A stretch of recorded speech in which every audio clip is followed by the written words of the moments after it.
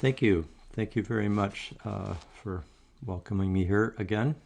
We have once again gathered to take a look at the heavens and get a sense for what the major archetypal dynamics are of the time.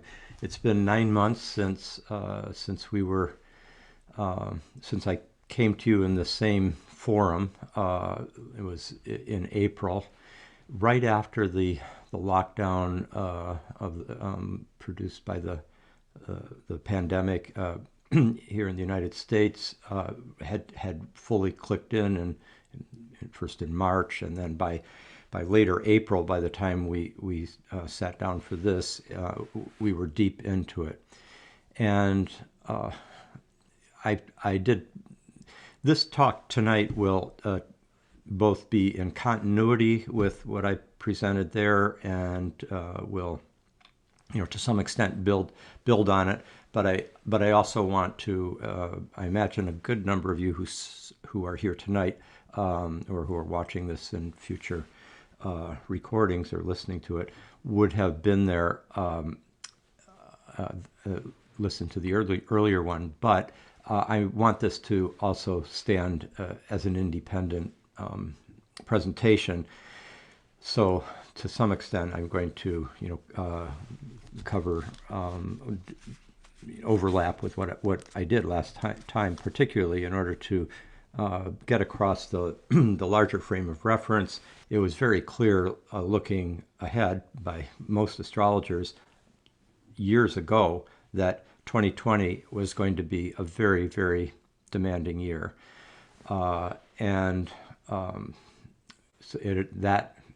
Those demands had already fully kicked in by last spring, and it didn't really let up. And I remember when, I did the best I could to kind of frame what we were going through. It's almost as if the great planetary transits that we're going through right now are almost like tailor-made for constellating a great moral crisis and transformation. Yes, political, social, ecological, epidemiological, all those, yes, psychological, spiritual. But there's certain elements in the convergence of transits that took place over this past year that particularly brought up the extent to which human moral agency and capacity for ethical discernment and for, in a sense, reality testing and courage to meet the demands that were unfolding during this year. In all these respects, it's as if the planetary transits were kind of designed, as it were, for constellating something that would, to some extent require a heroic response by many people. And clearly a heroic response was mounted by many people, from the people who work on the front lines of the medical profession, in the hospitals, in all sorts of healthcare professional ways. The energies that had been building up over the last 10 or more years under the Uranus-Pluto square, that kind of 60s French Revolutionary mass, tremendous energies of radical change, etc., and emancipatory impulses and rebellious and defiant impulses, and very disruptive energies as well, technological advance.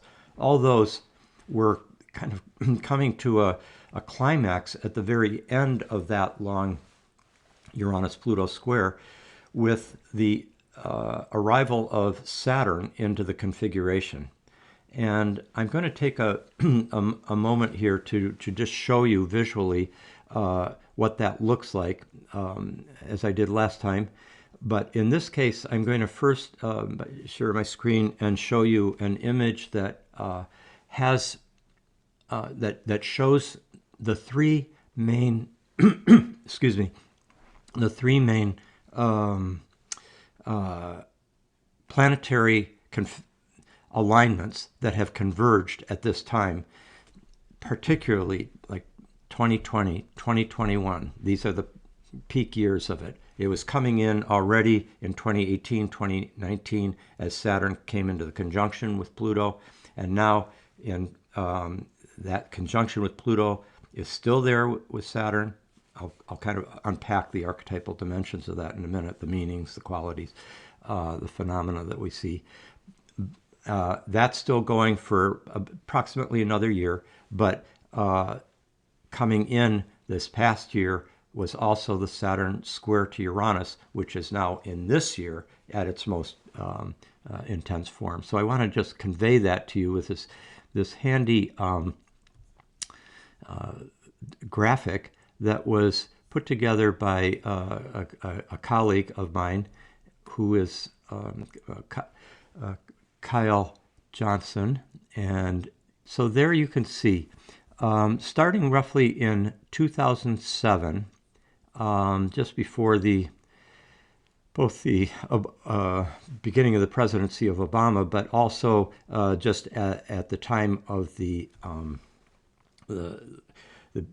beginning of things like the the Arab Spring, the Occupy movements, and so forth, but also the great financial meltdown.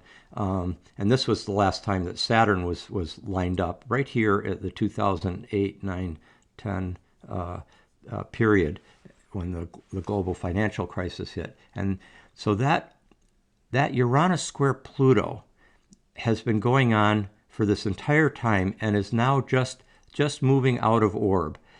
And this is the I mentioned this as being the Pluto impels and compels whatever it touches with tremendous force. And if it's in major aspect to the principle of change and rebellion, emancipation, upsetting of old structures, the impulse for the new that Uranus represents, you get basically this approximately 12, 13 year period, much as in the 60s and in the early 70s, much as in the 1840s and 50s under the last conjunction, during the height of the abolition movement and the beginnings of the women's suffrage movement and so forth, and much as during the French Revolutionary epoch, 1787 to 1798, just to name three of the most iconic periods that had this particular Uranus and Pluto combination.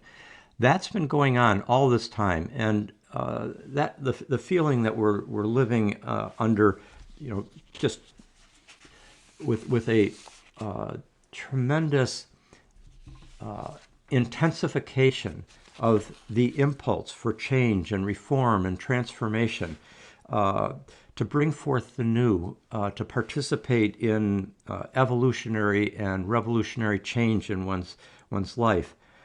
It tends to activate artistic and scientific creativity, tremendous technological advance. I mean, so much has happened technologically that we're just now accustomed to, that wasn't there at the beginning of this. I mean, we were not all using smartphones. The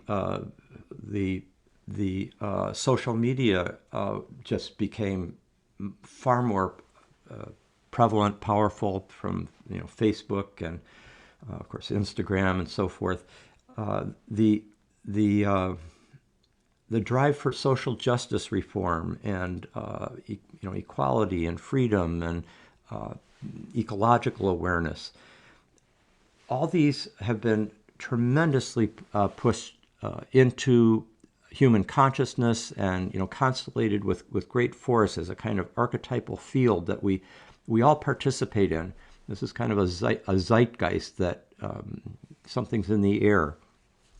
But all these configurations also have very challenging elements to them as well, and like the intensification and acceleration of experience can be overwhelming. It can be distressing. Also, there can be an eruption of indiscriminate kind of compulsion to make radical changes and subvert the status quo and to destroy structures, and also to be on the receiving end of these kinds of things. The impulse towards radicalization, which was such a characteristic of the 1960s, for example, or the French Revolution, this has clearly been in the ascendant over this last decade. And in addition, the cultural iconoclasm, there's also an unleashing of the plutonic id on a collective level, so you get more mob energies. But the plutonic archetype has to do with this kind of Pluto, Hades, Kali, Dionysian underworld energy that, while it at one level can have the potential for great transformational regeneration, at another level has a real potential for upsurges of violent rage and or hatred, or the projecting of deep shadow material onto others. There can be mass street movements that result in mob behavior that's violence, that creates upheaval and chaos. That's been part of the picture. I mean, both that's the multivalent quality of the two archetypes involved have been in full efflorescence during this whole period.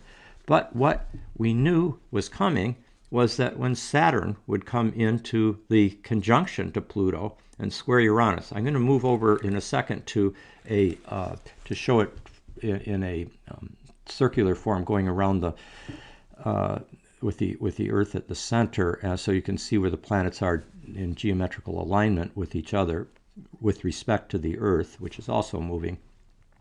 But as you can see here, just in terms of what this graph represents, which comes from the Archetypal Explorer.com website, is that as it gets close to the exact alignment, that's when it reaches its peak.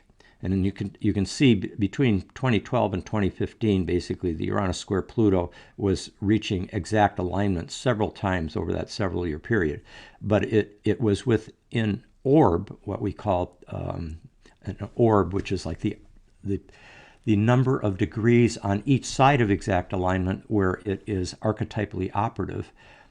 You can see it approaching. It's already quite active through all these years. So all this has been going on, but then you can see Saturn and coming onto conjunction with Pluto and square to Uranus during this period, right at the end of the Uranus square Pluto. Now I just need to say two more quick things about these this graphic. One is that with world transits, even though you have this phenomenon of coming into exact alignment, it's peaking in its closeness, astronomical exactitude to the 90-degree aspect to with each other, and then moving to 5 degrees away from exact, 7, and then 10 degrees away from exact. Even though you've got this kind of bell curve, with world transits, something else happens that different than with individual transits, and that is that we have the phenomenon of a kind of snowball effect, because so many individuals and so many communities and movements have, in a sense, have gotten the energy, have started carrying it forward, have started implementing practices, policies, actions that carry that energy, that by the later part of the transit, and even as it's getting past its 10-degree orb, even 10, 12-degree orb, it has a greater archetypal intensity and magnitude than at earlier times in the transit, because it started the snowball rolling.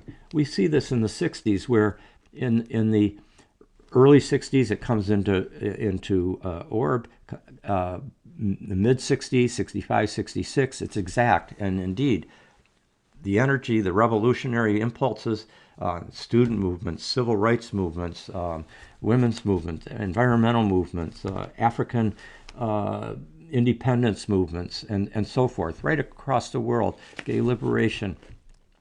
All those are cooking in the mid-60s, but even after it's exact, into the late 60s, 68, 69, 70s, there was even the countercultural drives. Think of, like, for example, Woodstock, or think of the massive demonstrations in Paris in 68, or Columbia, or Berkeley and Harvard in 69, or in Mexico City, Japan, Tokyo. It was even more powerful later, and that's because of this snowball momentum that takes place, all right? And so when we knew that Saturn was going to come into alignment as well, then we saw that Saturn brings in a great gravity, a heaviness, a weightiness, a quality of this becomes very serious. Consequences are very long-lasting. Judgments are made. It's a great contracting energy, and I'll unpack this more because each one has its own particular character. I want you to notice that there's a 15-degree orb for the conjunction, while we keep to the more of a 10-degree orb for the square.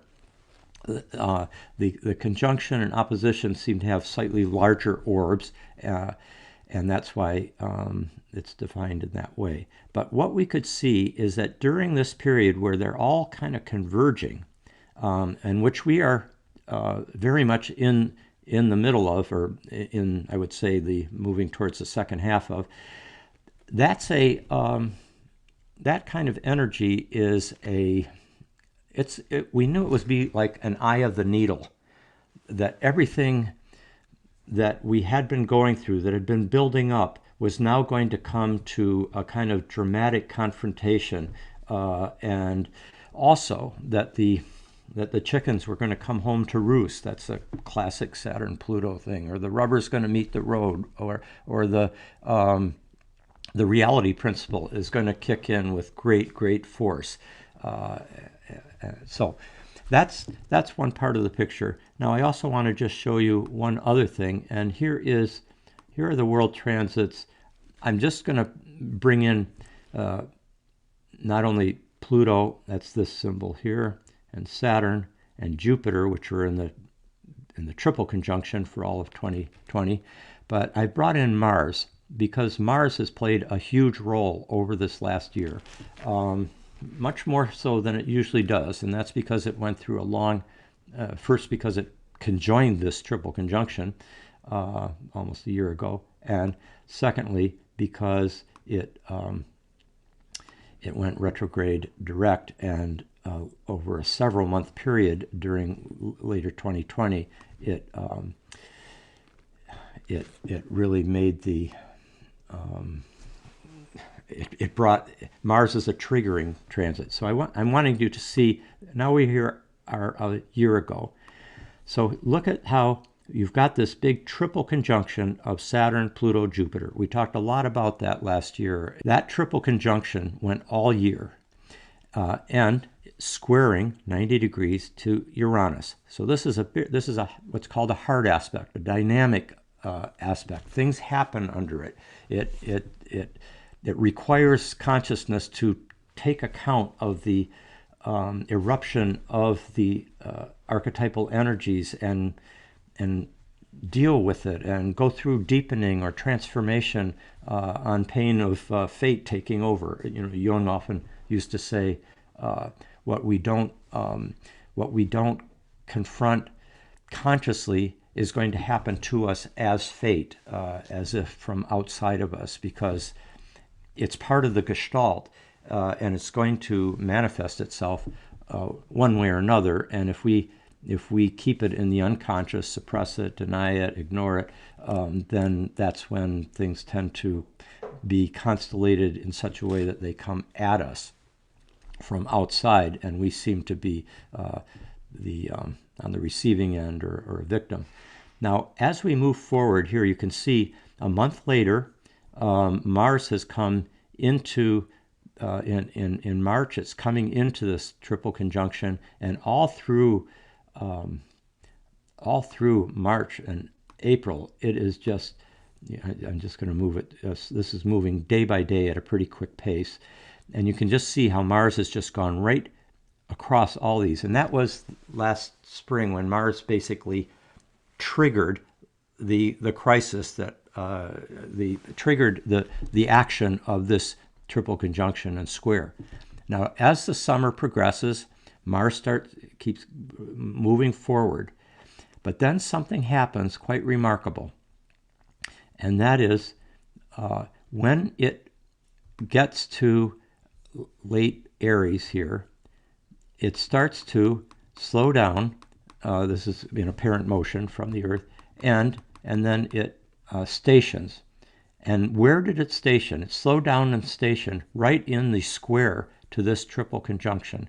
So when the 90-degree square happens after the conjunction, that's when things that were as it were planted, the seeds during the conjunction, now things take place, come into concrete manifestation that usually involves a kind of crisis, an intensification of the energies that have to be dealt with. And all through the election season here in the United States, but also all through the world, in terms of the state of the pandemic, it continued to be playing a huge role. So all this time it's retrograding. You can see it's maintaining this square to these planets, and then it stations and goes direct. And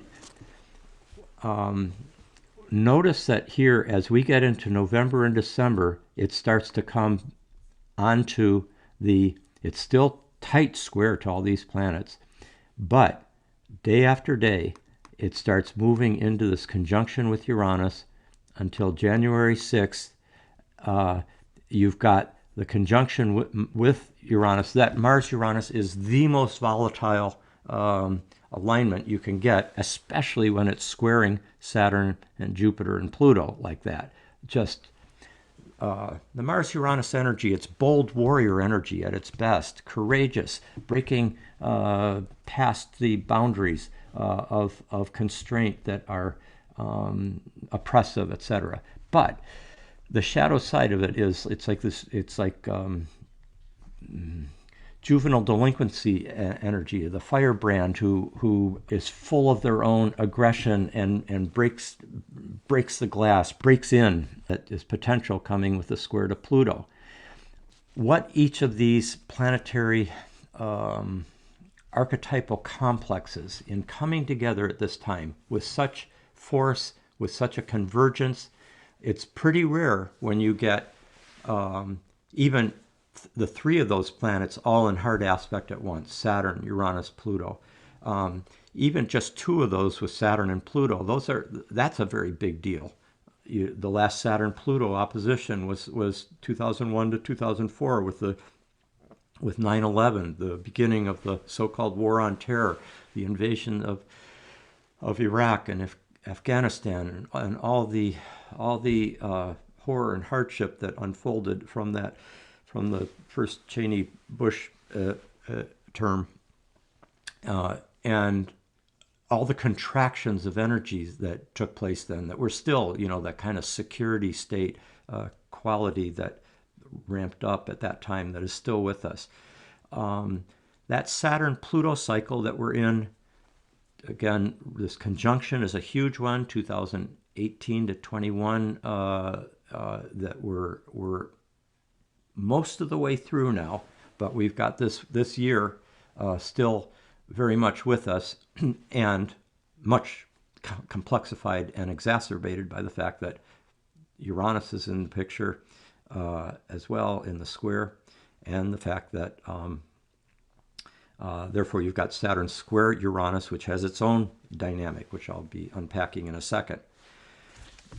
The Saturn-Pluto alignment you see with the cycle has been very important in terms of the Cold War. And now we're at another Saturn-Pluto conjunction, and we again see the Cold War maxed out of intense enmity. My sense is, let me just address the pandemic for a second. My sense is that we're past the midway point, kind of like just past the midway point. If I'm looking at it just astronomically and astrologically, we're just past the midway point of this tremendous eye of the needle crucible that we've been going through the last couple of years that is centered on the pandemic crisis.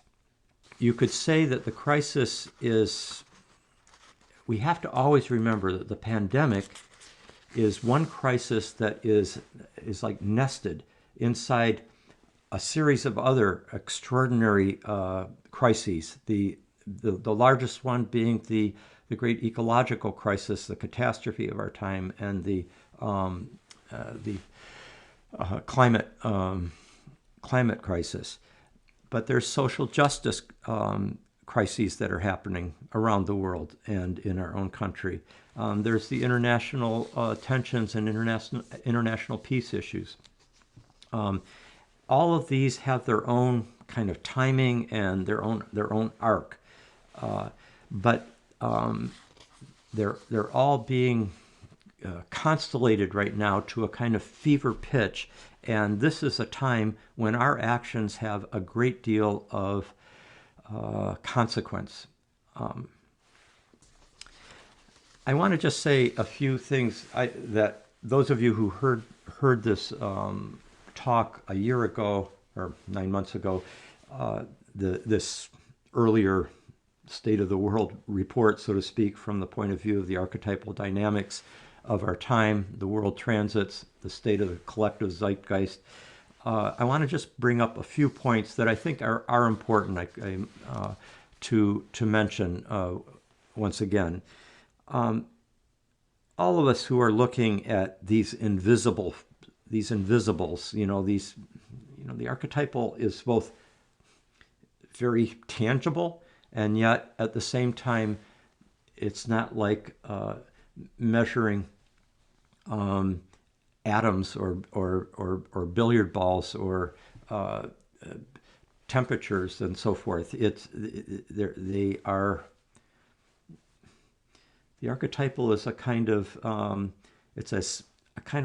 it's spiritual and energetic at the same time, and the whole evolution of the archetypal perspective from the time that the archetypes were experienced as gods and goddesses, or great kind of powerful beings by hunter-gatherer tribal traditions, and then the gods and goddesses of the great archaic civilizations, and going right up to the great mythologies that in the Western tradition, Greece and Rome bequeath us. But every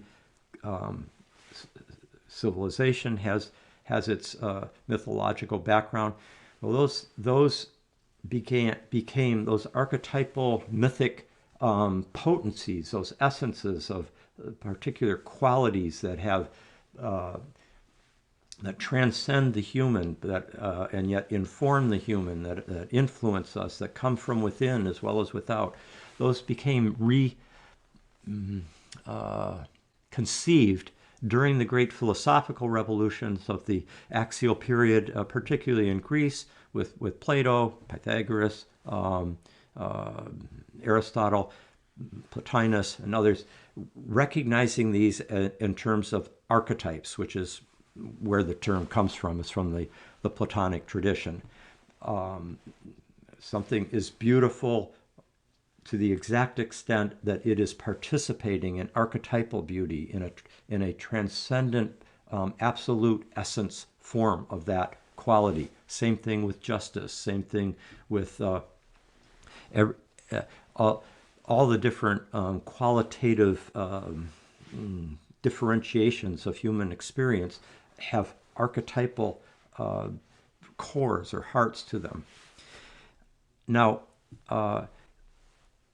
that archetypal perspective gets kind of recovered in the last 100 years through the depth psychology tradition, when first, really Nietzsche, with his understanding of Apollo, Dionysus, and his very direct kind of non-ordinary states of consciousness that he could tap into, that he wrote about. He in his descent into the deep psyche, he kind of opens the way for depth psychology. Freud opens it further, brings in a scientific dimension and aspiration. And he too, he brings forth as what Wittgenstein called a great mythology, with Eros and Thanatos, the id, the ego, the heroic ego, the hero archetype, the superego, which is essentially Saturn, the Senex principle in Jungian terms. But then it was Jung who really just wide open brought us to a fuller grasp of the archetypal pleroma, the whole, the great pantheon of many mythic archetypal principles that are at work in the collective psyche and then also in each individual psyche. Joseph Campbell used to say that Freud, who was recognizing the unconscious and paying close attention to it, and recognize that something deep is going on there, something of great significance, and looking through dreams for how and religious motifs and art and so forth, for how symbolic, how the unconscious was speaking symbolically to consciousness through those modes. But as Joseph Campbell used to say, Freud was fishing, but he was sitting on a whale, and in many ways it was Jung who recognized the magnitude of the psyche, of soul, that it was not just something inside us, inside the human cranium, but that we are in psyche, we are in soul. And as Jung's thought evolved, he came to recognize that this archetypal psyche informs the cosmos, all of nature, and as well as the human being and the collective human psyche, and we call that the Anima Mundi, the soul of the world. Again, a term from the Platonic tradition, although in its Latin form. So I remember, Campbell would always say, myth, which is the narrative form of the archetypes, he'd say it would not be too much to say that myth is the secret opening through which the cosmos pours its inexhaustible energies into human cultural manifestation.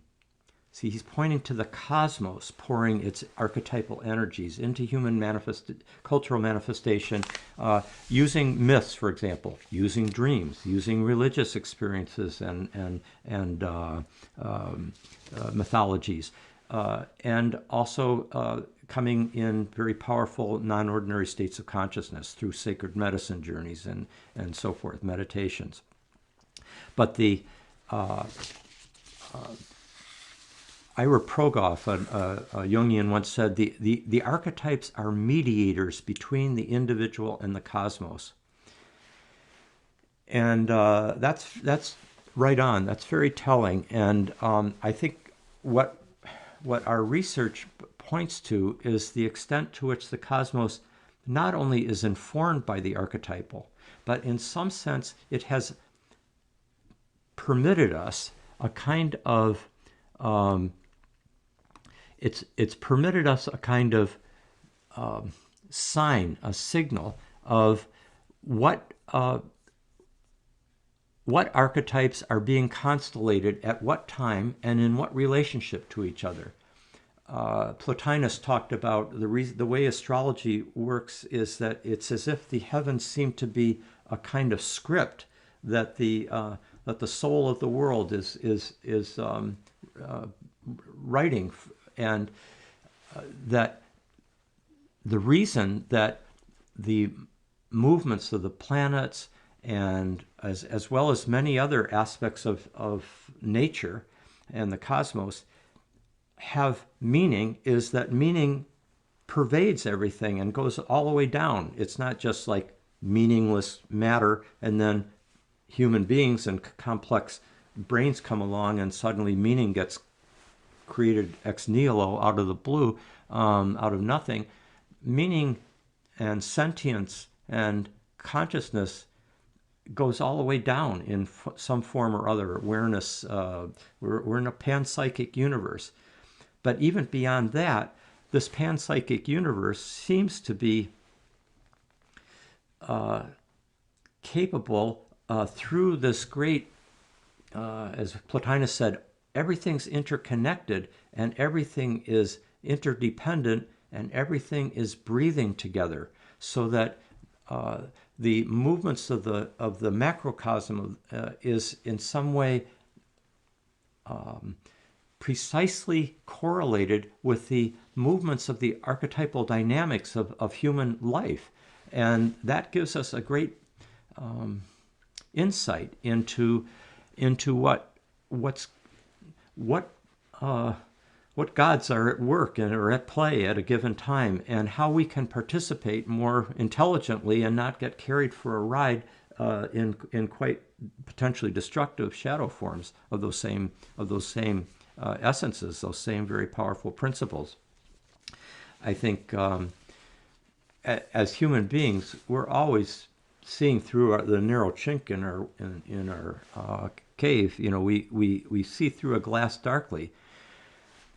But we do seem to have a glass, an archetypal telescope, as it were, that does give us remarkable glimpses into the deeper forces and fields that are constellated right now, and the timing of their unfolding.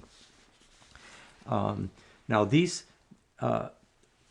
archetypal, these planetary alignments that I've been talking about, and that I'm going to explicate a bit more in a second, I just want to emphasize that I don't believe that these are causing human affairs to take a certain form in some linear, mechanistic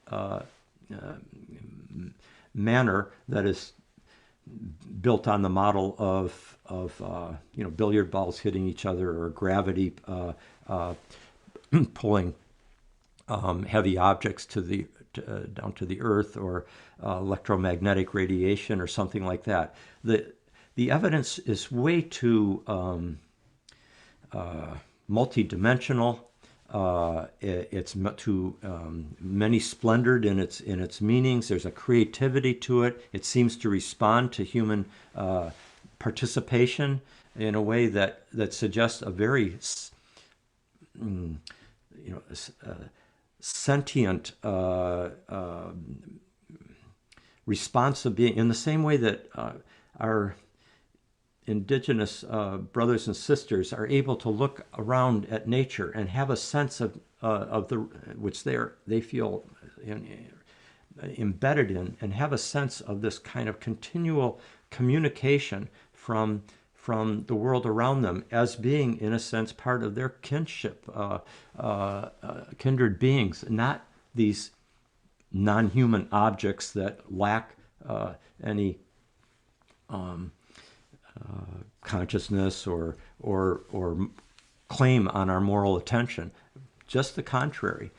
Well, that sense of being embedded in a world of meaning and communications, and that's that's pregnant with significance and is in some sense providing us with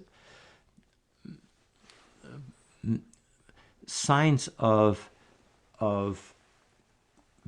the unfolding qualitative meaning that is shaping our reality.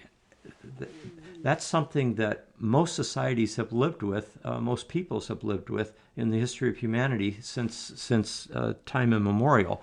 But it's modern humanity that is the one that is waking up to the fact that we are in an ensouled universe, and that are treating it as a soulless, purposeless, meaningless universe, and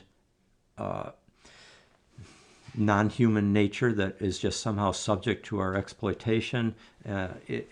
Is to an enormous extent the cause of the catastrophe that we're in. And the same objectifying that happens with respect to nature by the modern human is also a kind of objectification that happens with respect to each other, to other human beings.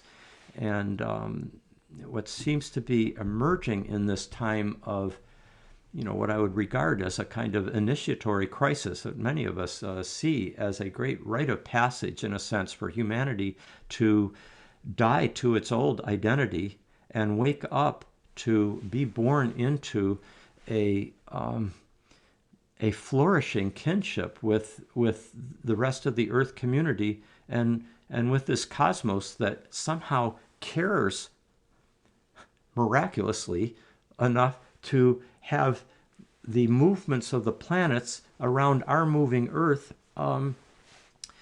be meaningful to us and carrying archetypal significance. It's a kind of bathing of us and our planet and each of our individual lives and each moment in our lives and each epoch such we're going through right now. It's bathing us with meanings and purposes that are so helpful for, it gives us an orientation, a frame of reference to live our lives with greater sense of grounding and knowing which way the wind is blowing and being more skillful sailors on the seas of this life. And so this is much more of a synchronous correlation, not mechanistic causality. And these planetary archetypes don't have just one meaning that just comes through in one way. They've got a spectrum of possible meanings, which I've been trying to kind of share with you here. And our participation in these will affect the outcome and also the future that will unfold. Now, let me say a few things about the Saturn Uranus, which has really kicked in this year. It already was coming in last year, but it's coming in with considerable force right now. It's so tight, as you could see in the diagram that I was showing you. So Saturn and Uranus has it's basically a synthesis or a clash between the principles of change, freedom, the new, and the liberatory, and then on the other side, the status quo or the old, but also the wise structures, prudent restraint, the noble side of tradition, as well as the oppressive side of tradition. All those are possible with Saturn. And you get those two together, and it tends to be, it can be a tense energy. It's, if I were to step back and think about where we were last year, the Saturn-Pluto conjunction had fully kicked in, that weighty sense of like, oh man, we're locked into, this is very grave.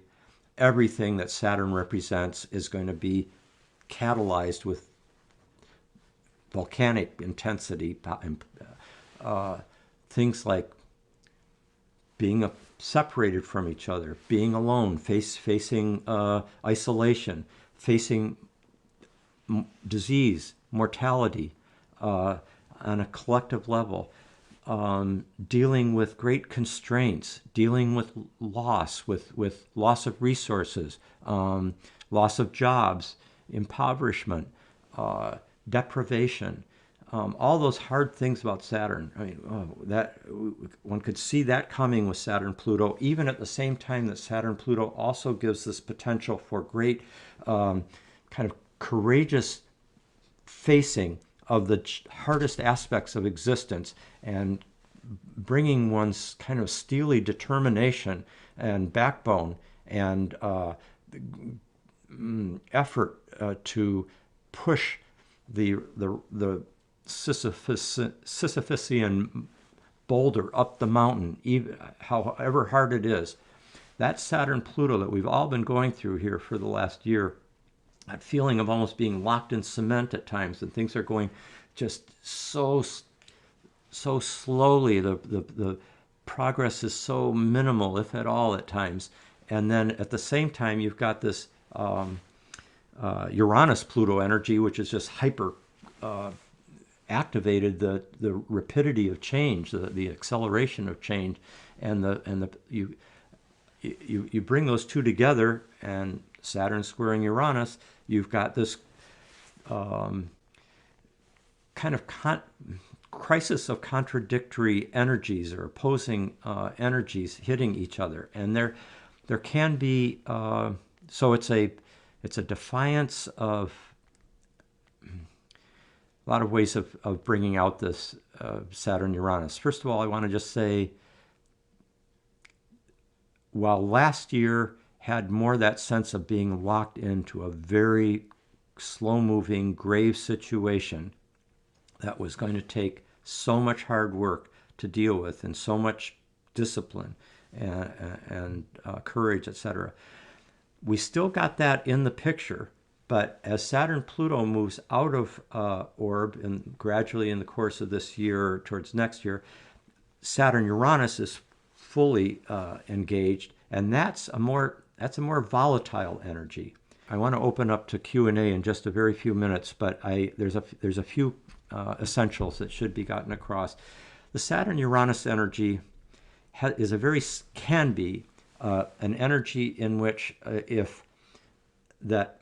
ideally what you want to do is to be making wise. This is the time for making creative structural change, reconfiguration of structures in order to permit wiser living, greater freedom for all, not freedom just for whites or white males or white males without a clue, but freedom for all. Also, technological reconfiguring is very important with this Saturn-Uranus. See, Uranus has so much to do with technology, and Saturn can bring in technological problems, glitches, but I'm thinking of the larger need to bring in wise structures, wisely conceived structures that take care of, that help our Uranian, Promethean technological social media, Facebook, and the other forms of the social media, also the internet, also governmental, like security breaches and things like that. All these have to be addressed with this is a very good time for doing that. The problem with Saturn-Uranus is that if one doesn't make prudent or wise, intelligent, skillful, incremental changes within otherwise valuable structures that are nevertheless flawed. If you don't do that, then great breakages, sudden collapses of structures tend to happen. This is also true in relationships. Saturn Uranus is it's a sudden break energy. It's a disruptive energy. It's a divorcing energy. I mean, and so they're think of all the people who've been kind of pressed into the same household, and there needs to be a lot of relational work in order to bring forth the best possibilities out of this Saturn-Uranus period. At its very best, the overall movement of Saturn and Uranus is a kind of conjunction of a sacred marriage of the past and the future. And we are the crucible of it. And if we can somehow carry what is most valuable of the past and discern what is most promising from the future, and then bring these into concrete, structural, practical form in our laws, in our legal institutions and justice system and prison system, and in the market, in the financial sector, and in international relations and so forth. This is a really, really crucial period. And I'm just going to end, I'll say a little bit more at the very end after the Q&A, but I want to end with I apologize a little bit to those from outside of the United States who, where I'm going to say something about the U.S. chart and transits now, but unfortunately, the United States is a kind of elephant in the room, and the United States has been going through its Pluto return during these years, and this kind of pinpoints our country as a potential ground zero for destruction and transformation, and hopefully some kind of regeneration and rebirth during this decade. But one of the things I didn't mention last time, but we can see coming, is that starting in a couple of years, 2023, Uranus is going to trine Pluto in the sky for everybody, the whole world. It's moving out of that square, and it's right at the cusp now of moving into the more harmonious relationship to each other, the trine, the 120-degree alignment, and that's going to last all through the 2020s, the rest of the 2020s, starting about 2023, but stronger and stronger, 4, 5, 6, 7, and in 2028, Jupiter and Uranus and Pluto are going to form a grand trine in the sky for everybody. Very promising for a more confluent unfolding of of evolutionary change and emancipatory transformation. And in addition, what's remarkable is that this is going to happen in the United States chart at the same time as we get our Uranus return. Our first Uranus return, the 1776 chart is when we're born, July 4th. And then the first Uranus return takes place with the Civil War and the emancipation of enslaved peoples in our society. And then still the long process of realizing that more fully. Anyway, we are right now approaching this is going to be our third Uranus return. Well, it's our first Pluto return because that's a 248-year cycle. We're born with Uranus trine Pluto. It's one of the best parts of the United States chart. And Uranus and Pluto are going to be right on their natal positions as the 2020s progress.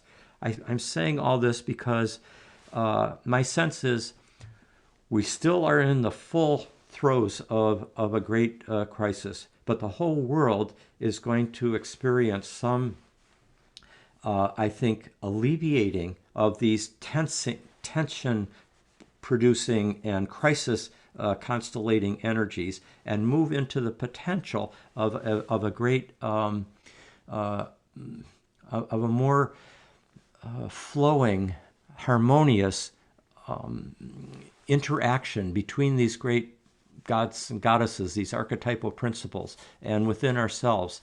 And the U.S. will be getting its own version of it.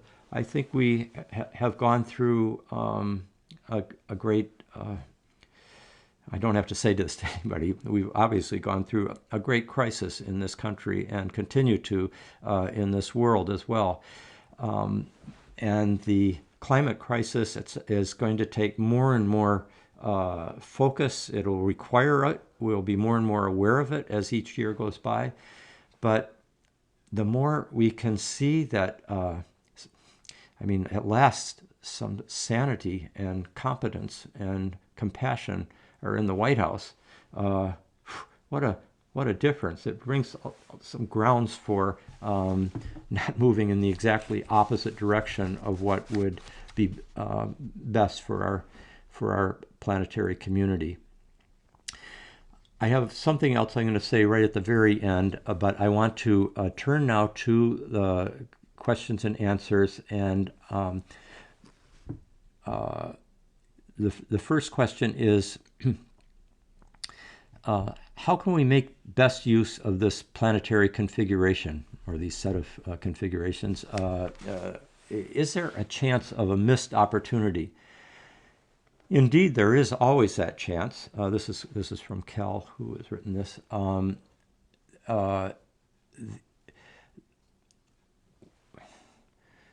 We're given opportunities, and even crises are opportunities, to use the traditional kind of Chinese meme that we've heard so much about, and we can miss them. One can sleep through an opportunity, or suppress the not be willing to look at. When we draw towards us crises, these are often signs that of a need to reconfigure our moral values, and as we do so, we're basically taking the hard aspects of a planetary configuration, and they're bringing forth something valuable that which otherwise would not have happened.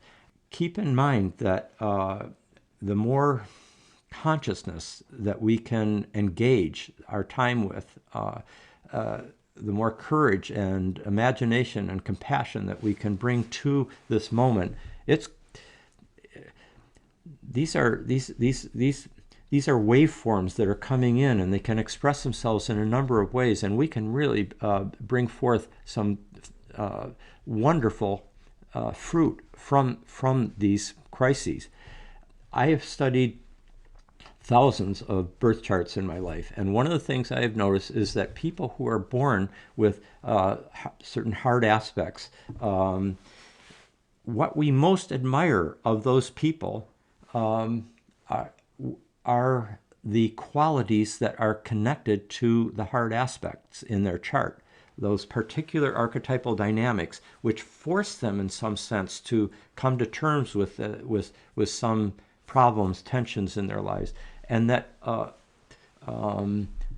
push them to grow, push them to deepen themselves, to transform themselves.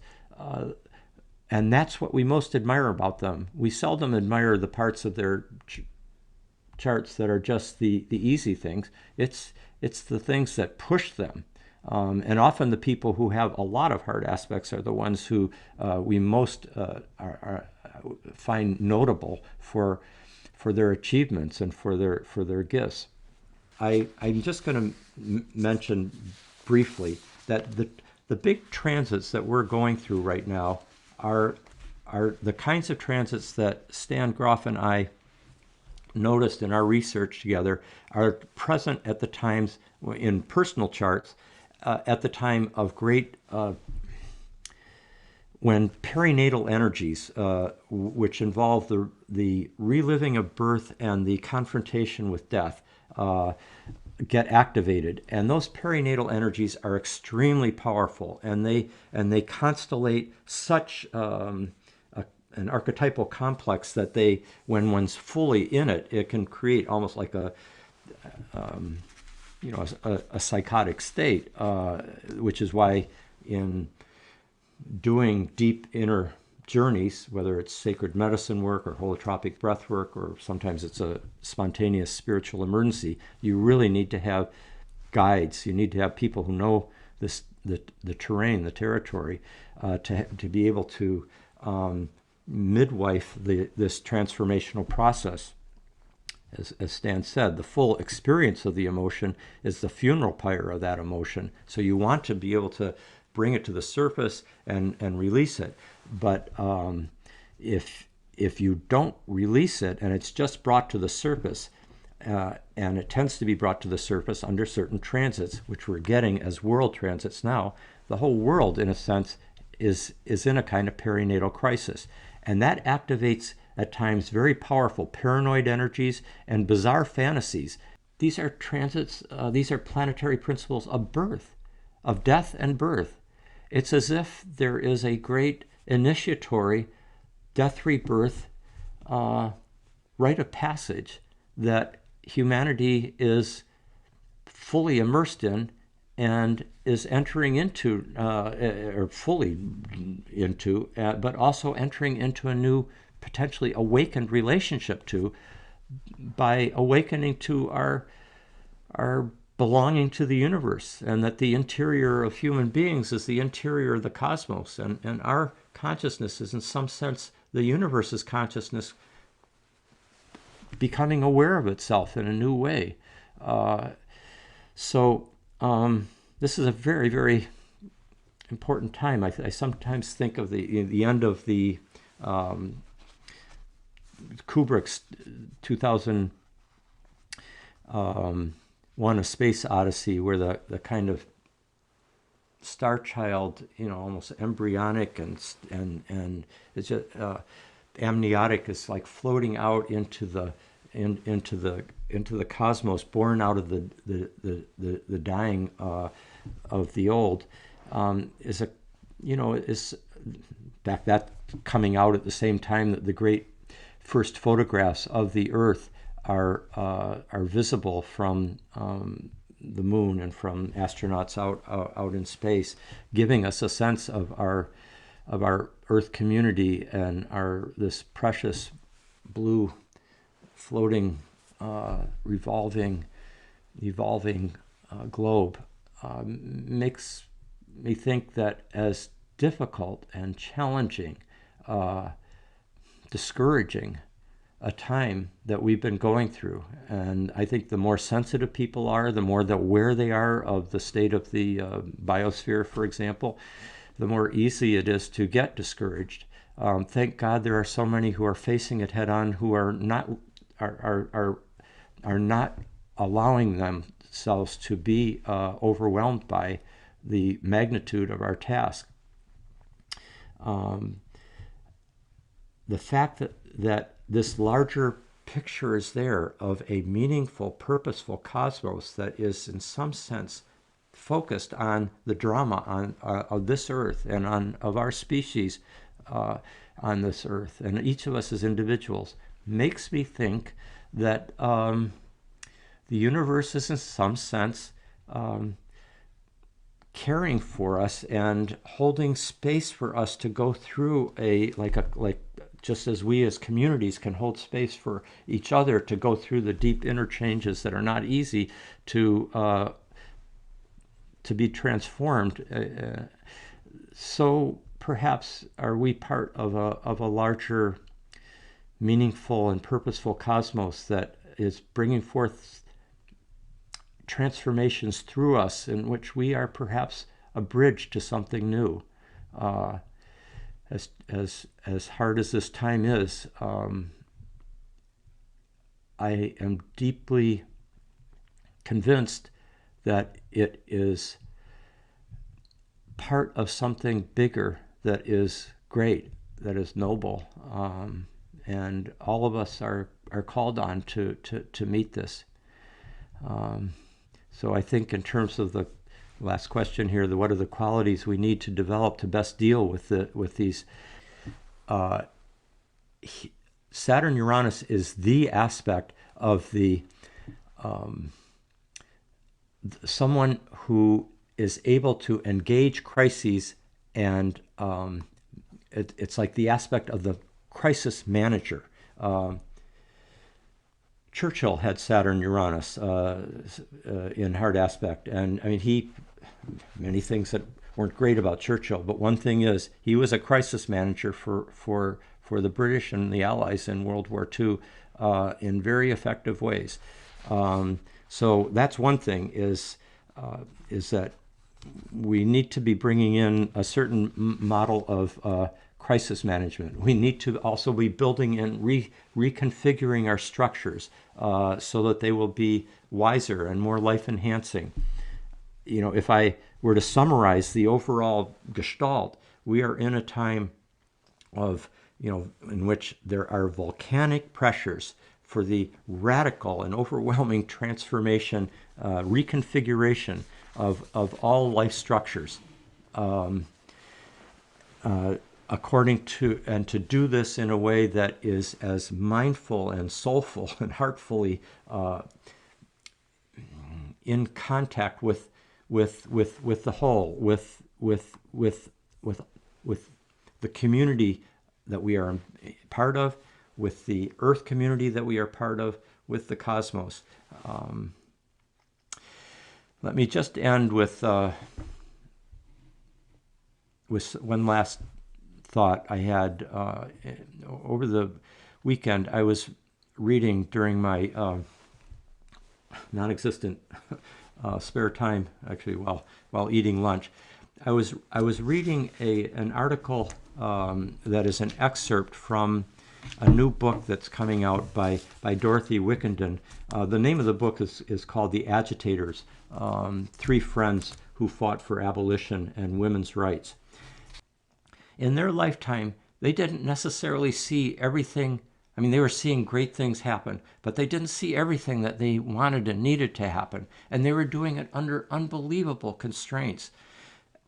All of us are working under extraordinary constraints right now, whether it's from the pandemic or whether it's because we don't have our fingers on the levers of power, or because we're dealing with voter suppression, or watching helplessly as predatory corporations exploit and extract from our natural world in such a way that has such horrific consequences. All of us are working against great constraints.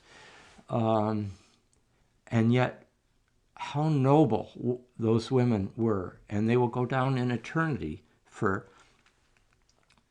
the nobility of what they did and the courage that they brought to their tasks. And that's what we're being asked to do.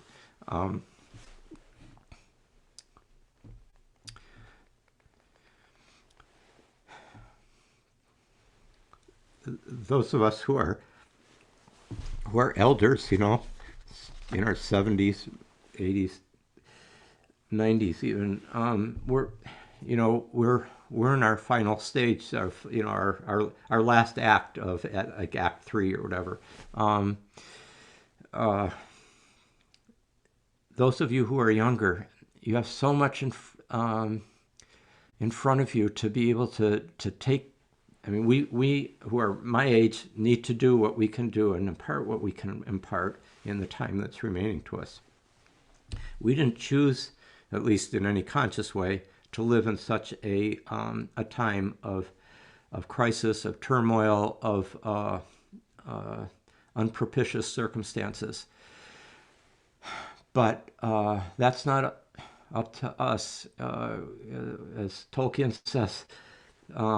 None of us want to be born into such a period, but having been born into such a period, it's what we do with it that counts. And I think we're shaping our own souls and the collective soul of humanity right now with what we're doing. And no matter what happens, no matter what emerges out of this great crisis, including the climate crisis and the species extinction, and even if no human being manages to, if we as a species don't manage to survive the century, as some believe, or a civilization doesn't survive, etc., something has entered into the whole. Everything that you do and say and feel will not be lost. It's forging. It's going into the soul of the universe, and it will continue. It will go on in new forms that we don't know how they'll unfold. So, sorry to be a bit on the emotional side, but I think we're all aware of what a time we're in, and we really want to